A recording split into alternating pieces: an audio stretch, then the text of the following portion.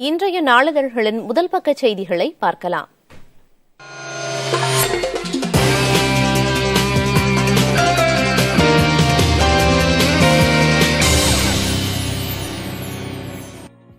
தினத்தந்தி முதல் பக்கத்தில் மழையால் உயிரிழந்த 26 பேரின் குடும்பத்தினருக்கு தமிழக அரசு நிவாரண நிதி,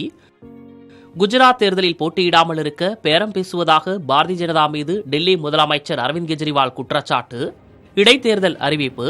நில மோசடி வழக்கில் கைதான உத்தரப்பிரதேச எம்எல்ஏ, 7 சட்டசபை தொகுதிகளுக்கு நடைபெற்ற இடைத்தேர்தல்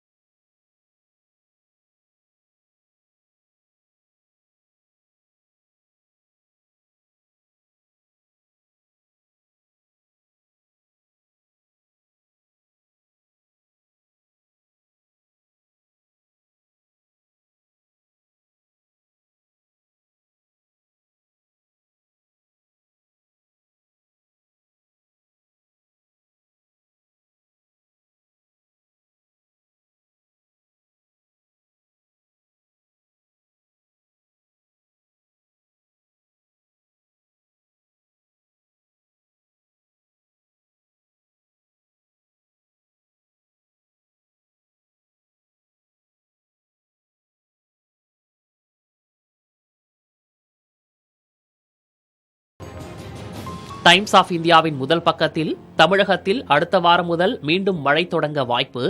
விதிமீறல் கட்டுமானம் மீதான நடவடிக்கைகள் குறித்த தமிழக அரசின் அறிவிக்கை, RSS இன்று திட்டமிட்டிருந்த ஊர்வலம் ரத்து, இந்திய பொருளாதாரத்தின் வெற்றி குறித்து முன்கூட்டியே கொண்டாடுவது சரியல்ல என தலைமை பொருளாதார ஆலோசகர் கூறியிருப்பது, திருப்பதி கோயிலின் மொத்த மதிப்பு 2,30,000 கோடி ரூபாயை எட்டியது ஆகிய செய்திகள் உள்ளன. மேலும் அமைச்சர் பொன்முடியின் மகன் அசோக் சிகாமணி தமிழக கிரிக்கெட் சங்க தலைவரானது, தாவூத் இப்ராஹிம், ஷஹில் ஷேக் ஆகியோர் மீது NIA குற்றப்பத்திரிகை, திருத்தப்பட்ட தொகுதி மேம்பாட்டு நிதி திட்டம், ஹிந்தி திணிப்பை ஊக்குவிப்பதாக மார்க்சிஸ்ட் புகார்,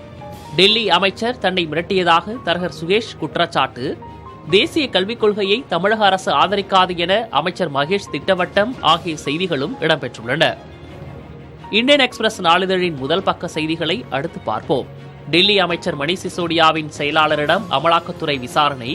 500 கோடி ரூபாய் திரட்டித்தர தன்னை டெல்லி முதலமைச்சர் அரவிந்த் கெஜ்ரிவால் நிர்பந்தித்தார் என தரகர் சுகேஷ் குற்றச்சாட்டு, RSS ஊர்வலம் ரத்து, இலங்கையிலிருந்து மேலும் 10 பேர் தமிழகத்தில் தஞ்சம், தொழிலதிபர் சைரஸ் மிஸ்ட்ரி இறந்த விவகாரத்தில் அவரது கார் ஓட்டுநர் மீது வழக்கு, கைவிடப்பட்ட விலங்குகளை காக்க விண்ணப்பங்களை வரவேற்கும் தமிழக அரசு, இந்தியாவின் முதல் வாக்காளர் காலமானார் ஆகிய செய்திகள் உள்ளன. இடைக்காலத்தில் நாட்டின் வளர்ச்சி 6.5 விழுக்காடு முதல் 7 விழுக்காடு வரை இருக்கும் என தலைமை பொருளாதார ஆலோசகர் கூறியிருப்பது த எக்கனாமிக் டைம்ஸ் நாளிதழின் தலைப்புச் செய்தி. ட்விட்டர் தலைவர் எலான் மஸ்கின் நடவடிக்கைகளால் எழுந்துள்ள கேள்விகள், பாரத ஸ்டேட் வங்கியின் லாபம் வரலாறு காணாத உயர்வு,